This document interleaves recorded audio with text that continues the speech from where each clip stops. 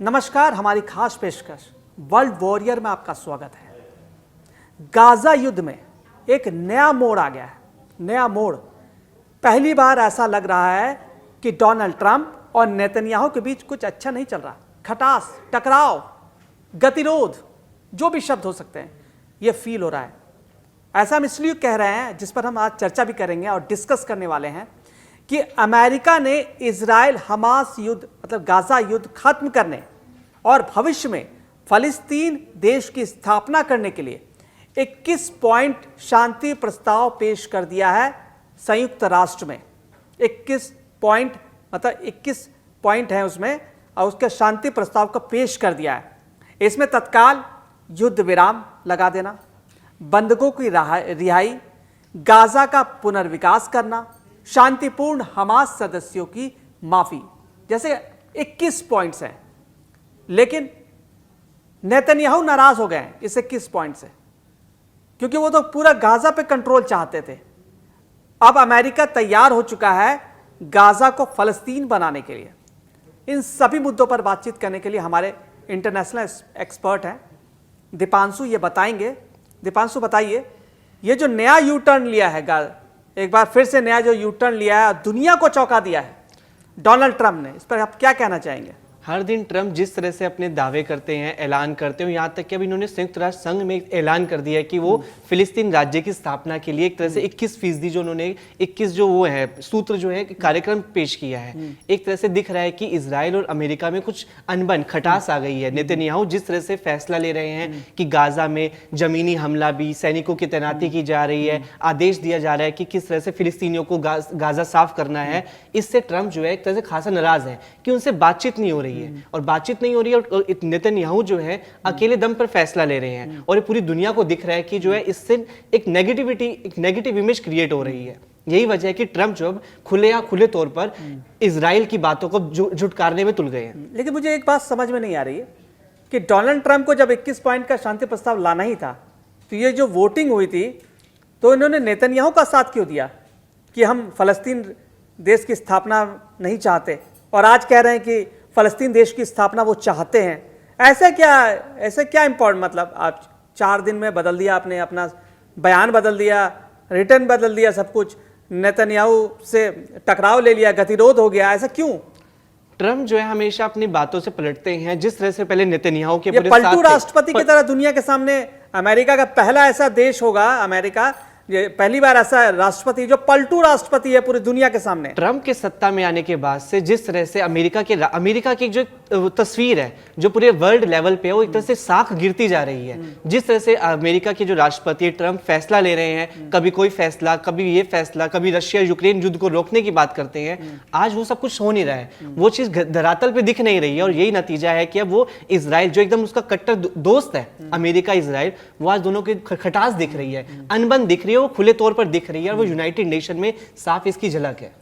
Israel के लिए भी कई पॉइंट्स योजना में जो लेके आया अमेरिका, इजराइल के लिए भी कई पॉइंट्स शामिल हैं, जैसे कि हमास का निरस्त्रीकरण, गाजा का सैन्यकरण समाप्त करना, मतलब आपको गाजा से अपने सैनिक वापस बुलाना है, जनसंख्या का डीरेडिकलाइजेशन करना। इजरायली प्रधानमंत्री ने बेंजामिन नेतन्याहू ने साफ साफ कह दिया है कि 2 राष्ट्र समाधान का जो समर्थन है वो बिल्कुल नहीं करते। वो आज भी ये कह रहे हैं कि 2 राष्ट्र का समाधान हम नहीं चाहते। संयुक्त राष्ट्र महासभा में कहा कि 7 अक्टूबर के बाद यरूशलेम में सिर्फ 1 मील दूर फलस्तीनियों को राज्य देना वैसा ही है जैसे 11 सितंबर के बाद न्यूयॉर्क से 1 मील दूर अल-कायदा को राज्य देना। वो तो सीधे सीधे 11 सितंबर के हमले से जोड़ रहे हैं कि जैसा हमारे देश में हुआ, हमारे राजधानी से 1 मील दूर पर आप दे रहे हो, वैसे आप अल-कायदा को दे रहे हो। क्या उन्होंने कंपैरिजन करके दिखाया? मतलब आप यहाँ देखिए यूनाइटेड नेशन जैसे मंच पर अब अमेरिका के राष्ट्रपति पागलपन करार दिया, मतलब वो ट्रंप को पागल बता रहे हैं, ये स्थिति आ गई है। ये देखिए यूनाइटेड नेशन जैसे बड़े प्लेटफॉर्म पे ट्रंप और नेतन्याहू की एक तरह से बयानबाजी चल रही है, वार पलटवार चल रहा है, तीखा टिप्पणी चल रही है।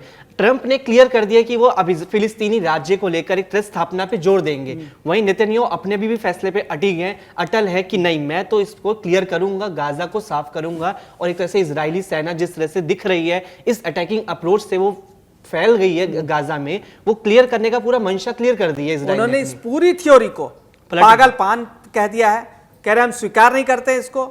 इजराइल आपको अपने गले पर आतंकी राज्य थोपने नहीं देगा, ये एकदम क्लियर कट है उनका।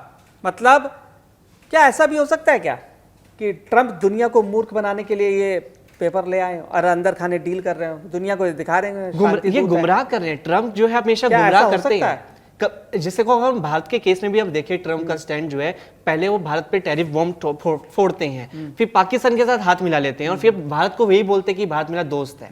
तो ये जो ट्रंप का डबल स्टैंड है, यू टर्न लेना, ये चीज जो दिखाता है कि पूरी दुनिया में अमेरिका की साख लगातार गिरती जा रही है। अब अमेरिका की वो वैल्यू नहीं रही है जब से डोनाल्ड ट्रंप सत्ता में आए हैं। अपनी हर दिन ब्रेकिंग न्यूज तरह से उनकी जो बयानबाजी है वो साबित कर रही है। न्यूज आप तो एक्सपोज कर रहे हो खुद को, एक स्टैंड पे रहो ना, या तो आप नेतन्याहू के साथ रहो या मत रहो। आप कह रहे हो आज नेतन्याहू के साथ हैं, कल संयुक्त राष्ट्र में कुछ और बताते, तो हमेशा पहले बोला भारत से दोस्ती है, फिर पाकिस्तान से दोस्ती कर लिया आपने। यहाँ पहले आपने पाकिस्तान को आतंकी देश बताया, आज आप पाकिस्तान को गले लगा रहे हैं। यहाँ पर आप ये देखिए, गले लगा रहे हैं। यहाँ पर आप ये देखिए, लगता है कि नेतन्याहू ने जिस तरह से कतर में जो हमास लड़ाकों के जो बड़े जो नेता थे उन पर हमला किया था, कतर पे जो हमला किया था, उससे अमेरिका जो चिड़ा हुआ है, क्योंकि कतर में अमेरिका का बहुत बड़ा एयरबेस है मिडल ईस्ट में देखा जाए, तो यही चीज लगता है चिड़न है, ये जो टीस है वो दिख रही है, झलक रही है कि अब इन दोनों में कुछ ना कुछ खटपट चल रही है, जिससे नाराज है ट्रंप जो है नेतन्याहू के फैसले से, कि नेतन्याहू ने उनको जानकारी नहीं दी कि हम हमला करने जा रहे हैं। और यही चीज जो है अब झलक रही है कि वो नेतन्याहू से कन्नी काट रहे हैं, अब वो एक तरह से अलग राह अपना रहे हैं। और यही चीज दिख रही है कि नेतन्याहू अभी भी अपने स्टैंड पे अडिग हैं कि वो गाजा को साफ करना चाहते हैं, गाजा में बिल्कुल भी फिलिस्तीनियों की मौजूदगी नहीं चाहते। लेकिन ट्रंप कह रहे हैं कि नहीं, अब वो पुनर्विकास की बात कर रहे हैं, वहां पे स्थापित करने की बात कर रहे हैं कि वापस उसी देश को, मतलब गाजा को स्थापित किया जाए, गाजा के जो लोग हैं उनको वापस लाया जाएगा, हम वहां पे इंफ्रास्ट्रक्चर डेवलप करेंगे। भाई 21 पॉइंट्स क्या क्या है, थोड़ा हम उस पर नजर डाल लेते हैं, थोड़ा हम देख लेते हैं और उन पर चर्चा करेंगे हम लोग विस्तार से, ताकि दर्शकों को पता चल सके कि आखिर अमेरिका चाहता क्या है। क्या वो एक्चुअल में शांति चाहता है? क्या है वो सिर्फ ये 21 पॉइंट दुनिया को दिखा के शांति दूत बन रहा है, या अंदर खाने कुछ और डील चल रही है, दुनिया के सामने कुछ और बातें दिखाई जाती है? कि कहा जाता है ना, राजनीति में, दुनिया की राजनीति और कूटनीति में सामने जो दिख रहा है वो होता नहीं है, टेबल के पीछे कुछ और ही चलता है। तो पहला पॉइंट ये है कि गाजा को डी रेडिकलाइज कर आतंकवाद से मुक्त करना, गाजा पट्टी का फिर से पुनर्विकास करना, ताकि वहां के जो रहने वालों की जो जिंदगी है उसमें सुधार हो। दोनों पक्षों की सहमति पर फौरन युद्ध विराम करके युद्ध को रोक देना। इजराइल सैन्य कार्रवाई रोकेगा, ये क्लियर कट उसमें लिखा हुआ है। इजराइल की सहमति के 48 घंटे के अंदर ये जो सहमति हो गया अगर इजराइल और हमास के बीच, तो सभी गिनाए। अगर हम ग्राउंड रियलिटी को देखें तो ऐसा मुमकिन नहीं है, क्योंकि बहुत से ट्रंप ने शांति वार्ता समझौते पेश किए हैं, जो कभी हमास ने रिजेक्ट किए हैं, कभी नेतन्याहू ने रिजेक्ट कर दिए। ये तो रिजेक्ट कर दिया है नेतन्याहू, तो मान ही नहीं रहे। नेतन्याहू ने तो खुले तौर पे रिजेक्ट कर दिया, वो भी यूनाइटेड नेशन के मंच पर ही ट्रंप ने एक तरह से पेश किया प्रस्ताव, और जब नेतन्याहू की बारी है उन्होंने क्लियर कट कर दिया कि हम इसको एक्सेप्ट नहीं करेंगे, क्योंकि हमें गाजा पे एक तरह से फिलिस्तीनियों को खत्म करना, नक्शे से खत्म करना है। इजराइल सैकड़ों आजीवन कारावास भुगत रहे फलस्तीनी कैदियों को भी रिहा करेगा। युद्ध में 1000 से अधिक गाजावासी और मृत फलस्तीनियों के शव को लौटाएगा। शांतिपूर्ण हमास सदस्य जो शांतिपूर्ण हैं, जो नहीं एग्रेसिव हैं, उनको माफ़ी दी जाएगी। यहाँ तक कह रहा है कि हमास के जो लोग हैं उनको माफ़ी दी जाएगी। मानवीय सहायता का स्तर जीवन 2025 की डील जैसा होगा, मतलब रोजाना 600 ट्रक, साथ ही पुनर्निर्माण होगा। क्या आपको लगता है कि हमास के साथियों को माफ़ी दे देंगे नेतन्याहू?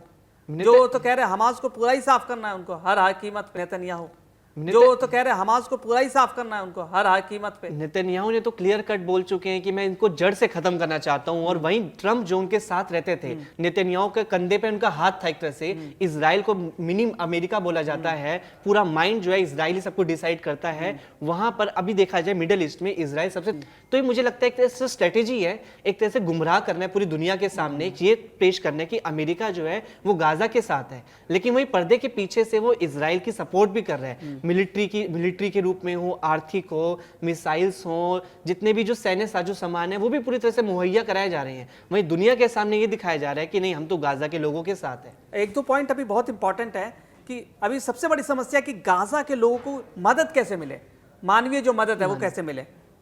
सहायता का वितरण सिर्फ संयुक्त राष्ट्र और रेड क्रिसेंट जैसे अंतर्राष्ट्रीय संस्थाएं करेंगे।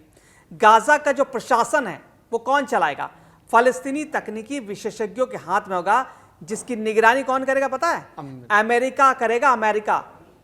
अमेरिका करेगा। मतलब वो चाहे, मुझे तो ऐसा लग रहा है कि पूरा गाजा जो है अमेरिका ही चलाएगा, ऐसा लग रहा है। और सफाया कौन कर रहा है? इजराइल कर रहा है। इजराइल क्लियर कर रहा है, हमास लड़ाकों को तबाह कर रहा है और उस पर एक तरह से अमेरिका को मौजूदगी बनाई जा रही पूरा है। आर्थिक व्यापक जो योजना बनाई जाएगी वहां के पुनर्विकास के लिए योजना बनाएगी, और उसका मेन जो हीरो हो गए डोनाल्ड ट्रंप। कहीं डोनाल्ड ट्रंप भी तो गाजा पे कब्जा नहीं करना चाहते? हो सकता है, इसमें कोई शक नहीं है, क्योंकि जिस तरह से अमेरिका की भी जो नीतियां हैं, अमेरिका भी जिस तरह से विस्तार पूरा आर्थिक नीति ये थी कि एक विशेष आर्थिक क्षेत्र बनाया जाएगा SEZ, जिसमें कम टैरिफ और बेहतर व्यापक पहुंच होगी, और किसी भी निवासी को गाजा छोड़ने के लिए मजबूर नहीं किया जाएगा। ये एक अच्छा पॉइंट है। हमास को शासन से बाहर रखा जाएगा, उसके सभी सैन्य ढांचे को खत्म किया जाएगा, क्षेत्रीय ताकतें हमास और गुटों पर निगरानी का सुरक्षा सुनिश्चित की जाएगी, और अमेरिका उसके साझेदार मतलब नेतन्याहू अस्थायी स्थिरीकरण मतलब टेम्पररी स्टेबलाइजेशन फोर्स बनाएंगे। मतलब इजराइल और अमेरिका के ही फोर्स और कुछ उनके सहयोगी देशों के फोर्स गाजा में होंगे, और वही फलस्तीन की जो पुलिस है उनको ट्रेन करेंगे। ये काम तो उन्होंने अफगानिस्तान में भी किया था, लेकिन ऐसा तो कुछ हुआ नहीं। लेकिन यहाँ पे देखिए, जो गाजा की जो लोकेशन है वो मिडिल ईस्ट में बहुत इंपॉर्टेंट रोल अदा करती है, क्योंकि वो ईरान के नज़दीक है, लेबनान के नज़दीक है। तो मुझे ऐसा लगता है कि यहाँ पे जो ट्रंप की जो सोच है वो ये सोच है कि गाजा को क्लियर किया जाए, वहां से फिलिस्तीनियों को साफ करके अपना एक तरह से कंट्रोल बनाया जाए, ताकि मिडिल ईस्ट में इनकी भी मौजूदगी रहे और एक तरह से इसराइल अकेला ना पड़े। क्योंकि अभी के सिनेरियो में अगर हम देखें तो इसराइल अभी अकेला पड़ जाता है, बाकी जो मिडिल ईस्ट के देशों के नजरिए से देखा जाए तो ट्रंप की मौजूदगी अगर गाजा में हो जाती है, अपनी एक तरह से कठपुतली की सरकार बना देते हैं वहां पर वो, तो एक तरह से इसराइल को फायदा है। लेकिन इसराइल गाजा को कब्जा नहीं करेगा, क्लियर कट पॉइंट है। ना ही उसमें कुछ जोड़ना है, ना वहां पे कब्जा करना है। अगर हमास प्रस्ताव टालता है या नकारता है तो टेरर फ्री क्षेत्रों में इस पूरे पॉइंट्स को लागू किया जाएगा। जहां पे हमास का वर्चस्व नहीं है वहां पे इसको लागू किया जाएगा। इजराइल भविष्य में कतर पर हमला नहीं करेगा, जो उनका दोस्त है कतर पर हमला नहीं करेगा। अंतर्राष्ट्रीय समुदाय कतर की मध्यस्थता भूमिका को मान्यता, जो मध्यस्थता कर रहे हैं उसको मान्यता देगा। क्या लगता है कि कतर पर हमला अब नहीं करेंगे नेतन्याहू? नेतन्याहू ने तो क्लियर कट बोल चुके हैं कि जहां जहां हमास के जो ठिकाने हैं, नेता छुपे हुए हैं, चाहे वो कतरी देश हो या कोई दुनिया का कोई भी देश को ना हो, वहां पे जाके इजरायली सेना जो है उसको हमला करेगी, उस जगह पर हमला करेगी और वहां पे उस जगह को नेस्तनाबूद कर देगी। क्योंकि उसका मेन मोटिव यही है कि हमें हमास का सफाया करना है, हमास का एक नॉर्मल छोटा लड़ाका भी ना बचे और बड़ा नेता भी ना रहे। देखा जाए तो हमास का कोई भी बड़ा नेता है ही नहीं, सबका तो सफाया कर चुके नेतन्याहू जो है। और वो कतर जैसे देश पे, जहाँ पे अमेरिका का बहुत बड़ा क्या एक सेंटर बना हुआ है, कंट्रोल है, एयरबेस है वहां पर। नेतन्याहू ने पूरे फलस्तीन का अस्तित्व खत्म कर चुके हैं, कुछ नहीं बचा वहां पे, पूरा कब्रिस्तान बना चुके हैं। अब यहां जीरो पे खड़ा है गाजा, और जीरो से पहले तो उन्हें बेहतर जिंदगी मिले, फिर शिक्षा, ये बहुत बड़ी बड़ी मुद्दे हैं जो मुझे नहीं लगता इतनी जल्दी वो निपटा पाएंगे। आप यहाँ पे एक देश को पूरा तबाह करने के बाद ये 21 पॉइंट्स लगा के क्या वो वापस उनको खड़ा कर पाएंगे, युद्ध रोक पाएंगे? बहुत सारी समस्याएं हैं गाजा में। लेकिन यहाँ पे हम ये भी देखना में भूलना नहीं चाहिए, क्योंकि डोनाल्ड ट्रंप कहाँ से आते हैं, एक बिजनेस माइंड सोच है। और वो सोच इनके इसमें जो 21 सूत्रीय जो कार्यक्रम है उसमें झलक रही है कि जैसे वो निवेश से, जैसे आपने बताया स्पेशल इकोनॉमिक जोन बनाए जाएंगे गाजा में, वो दर्शाता है कि व्यापार करना चाहते हैं, व्यापार करके अपना ही फायदा है देखना चाहते हैं कि उनका सामान जो है यहाँ पे बिके। वही करना चाहते हैं अमेरिका कि भाई नेतन्याहू का जो भी है यहाँ पे कंट्रोल होगा, लेकिन हमारा कंट्रोल ना छूटे। सुप्रीम मैं ही रहूंगा, नेतन्याहू रहेंगे बाद में, सुप्रीम रहेंगे डोनाल्ड ट्रंप। तो मुझे नहीं लगता कोई भी देश किसी देश को मजबूत बना सकता है। वहां की जनता, वहां के राजनीतिज्ञ ही उस देश को मजबूत बनाते हैं। अब गाजा की पूरी तस्वीर पूरी दुनिया के सामने मौजूद है कि क्या हालात है वहां पे, क्या इसकी तबाही है। तो गाजा के मुद्दे पर हम आगे भी चर्चा जारी रखेंगे। हमारी खास पेशकश वर्ल्ड वॉरियर में आज इतना ही। हमारे सहयोगी थैंक यू वेरी मच हमें बेहतरीन जानकारी देने के लिए। अब आगे इसी मुद्दे को हम आगे बढ़ाएंगे, तो आप देखते रहिए हमारा YouTube चैनल कड़क।